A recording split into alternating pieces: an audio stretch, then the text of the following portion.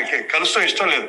ఆయన ఎవరిని కలవకుండా రాజకీయాల్లో సంబంధం లేకుండా డిగ్నిఫై వేరేగా ఉన్న ప్రభాస్ గారిని, అలాగే మహేష్ బాబుని, రాజమౌళి గారిని రమ్మన్నారు.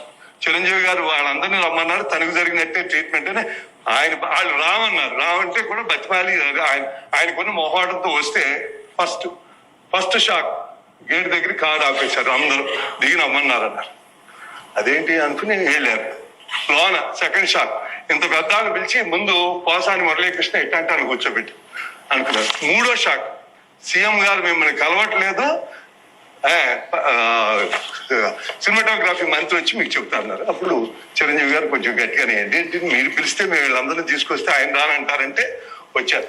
వస్తే ఆయన మంచిగా పెద్దగా ఆయన ఒక రిక్వెస్ట్ చేస్తే, ఒక నిమిషం మీరు తండ్రి లాంటి వాళ్ళు సినిమా ఇండస్ట్రీని జాగ్రత్తగా చూసుకోవాలి, అది బయటికి రిలీజ్ చేసి ఎంత అవమానం చేశారు. ఇంతకన్నా సాడిస్ట్ మెంటాలిటీ ఇంకేం. ఇది సార్ ఇది ఓకే, మీరు కూడా వినే ఉంటారు. కాకపోతే ఒకసారి మన క్లారిటీ కోసం దీనికి ఇమీడియట్గా బాలకృష్ణ గారు రియాక్ట్ అయిన తీరు చూస్తే కామినేని గారికి ఆయన క్లాస్ తీసుకున్నారని అన్నట్టుగా అనిపించింది. ఒకసారి ఆయన మాటలు కూడా వినిపించేద్దాం. గౌరవ శాసనసభ్యులు కామినేని శ్రీనివాసరావు గారు మాట్లాడుతూ, అప్పుడు అందరూ ఇండస్ట్రీ కలవడానికి వెళ్ళినప్పుడు సైకో గారిని